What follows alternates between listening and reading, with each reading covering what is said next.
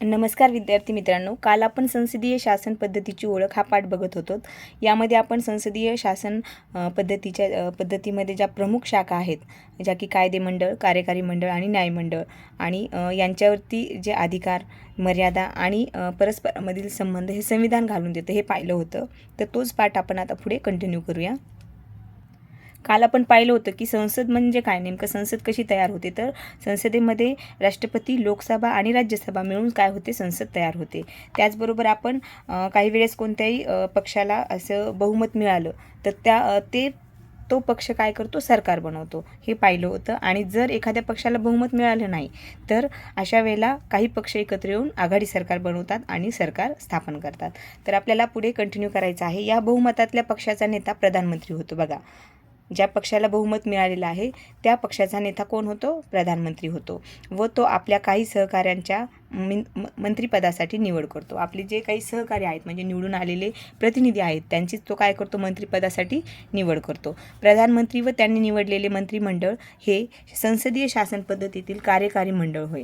आपण बघितलं की 3 प्रमुख शाखा होत्या, कार्यकारी मंडळ, कायदेमंडळ आणि न्यायमंडळ. तर बघा, कायदेमंडळ कायदे तयार करतं, कार्यकारी मंडळ आलेल्या योजनांची, कायद्यांची प्रत्यक्ष काय करतं, अंमलबजावणी करते. कायदेमंडळात जे कायदे तयार होतात त्यांची अंमलबजावणी हे कार्यकारी मंडळ तयार करते. आणि हे कार्यकारी मंडळ म्हणजे काय आहे, तर प्रधानमंत्री व त्यांनी निवडलेले मंत्रिमंडळ यांना मिळून काय म्हणायचं, कार्यकारी मंडळ म्हणायचं. संसदीय शासन पद्धतीतल्या कार्यकारी मंडळावर दुहेरी जबाबदारी असते. 1. कार्यकारी मंडळ म्हणून त्यांना कायद्याची अंमलबजावणी करावी लागते. 2. ते कायदे मंडळाचेही सदस्य असतात म्हणून त्यांना कायदे मंडळाशी संबंधित जबाबदाऱ्याही पार पाडाव्या लागतात. बघा, तर हे जे प्रधानमंत्री आणि त्यांनी निवडलेलं मंत्रिमंडळ असतं ह्यांना दुहेरी जबाबदारी असते, हे देखील तुम्ही समजून घ्या.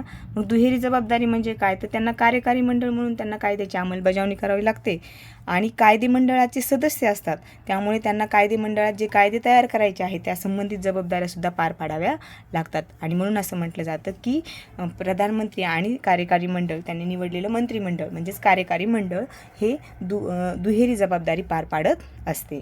प्रधानमंत्री व त्यांचे मंत्रिमंडळ आपल्या सर्व कृती आणि धोरणांसाठी पुन्हा कायदेमंडळास जबाबदार असतात.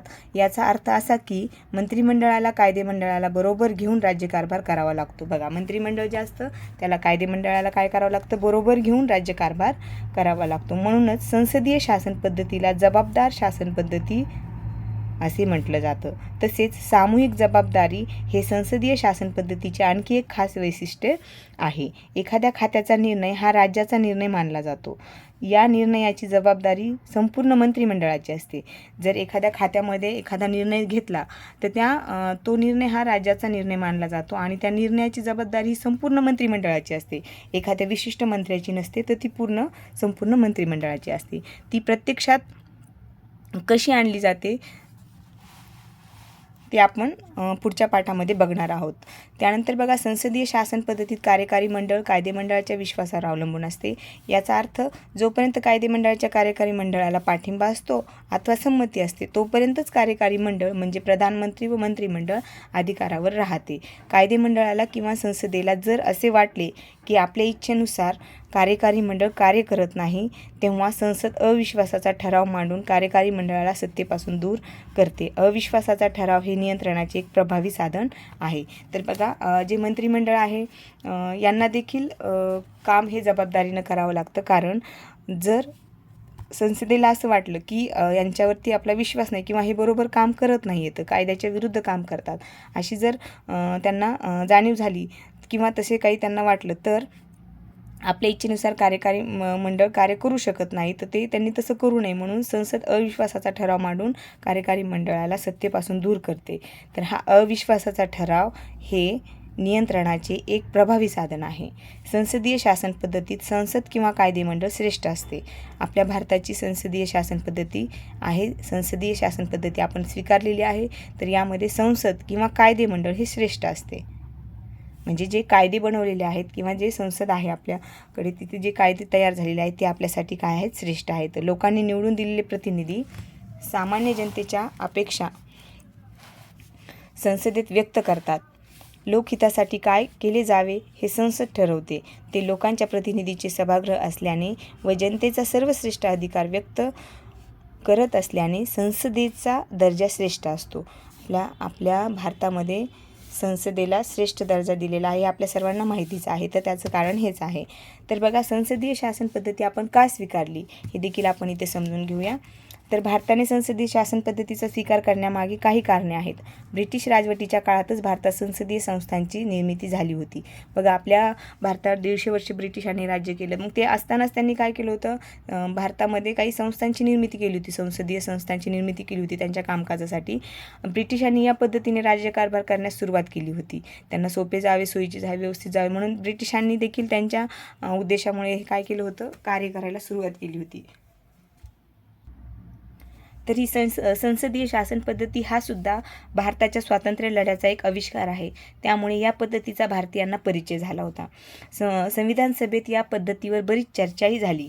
संविधानकर्त्यांनी या पद्धतीत भारतीय परिस्थितीला अनुकूल ठरतील असे बदल केले होते. जेव्हा संविधान सभा झाली होती संविधान तयार करताना, तर तेव्हा या पद्धतीमध्ये बऱ्याच ठिकाणी परिस्थितीनुसार अनुकूल बदल करण्यात आलेले होते. संसदीय शासन पद्धतीत चर्चा, विचार विनिमयाला मोठा वाव असतो.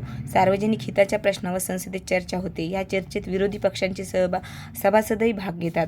योग्य ठिकाणी शासनाला सहकार्य करणे, धोरणातल्या किंवा कायद्यातील त्रुटी दाखवून देणे, प्रश्नांची अभ्यासपूर्ण मांडणी करणे इत्यादी बाबी विरोधी पक्ष करू शकतात. त्यामुळे संसदेला अधिक निर्दोष कायदे करणे शक्य होते.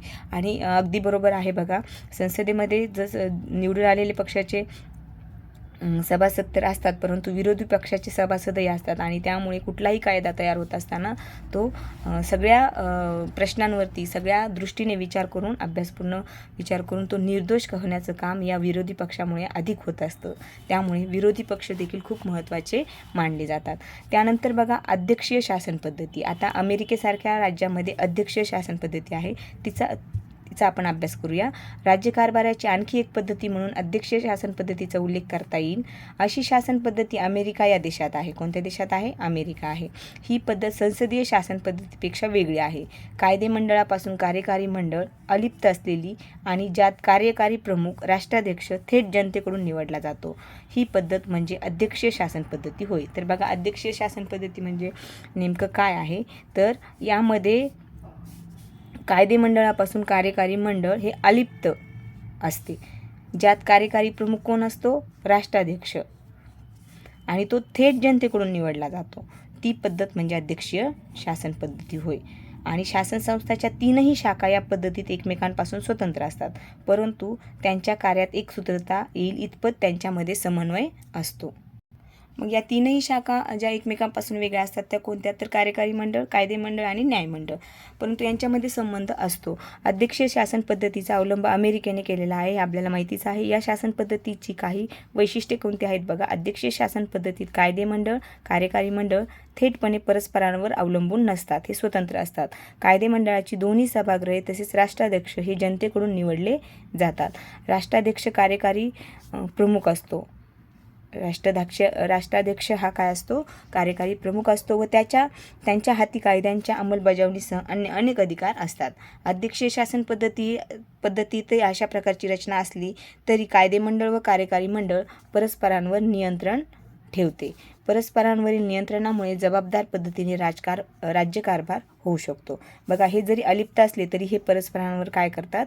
नियंत्रण ठेवत असतात. त्यामुळे राज्यकारभार हा जबाबदारीने पार पाडतो. संसदीय आणि अध्यक्षीय शासन पद्धती व्यतिरिक्त अन्य काही शासन पद्धती फ्रान्स, स्वित्झर्लंड, जर्मनी इत्यादी देशांमध्ये अवलंबल्या जातात. विविध देश आपल्या परिस्थितीस अनुरूप अशा प्रकारच्या शासन पद्धतीचा अवलंब करताना दिसतात. तर पुढील पाठात आपण आपल्या भारताच्या संसदेची रचना, कार्यपद्धती व भूमिका हे विचारात घेणार आहोत, हे शिकणार आहोत आणि अतिशय महत्त्वाचं आहे. चला तर मग परत भेटूया नवीन पाठासह. तोपर्यंत धन्यवाद.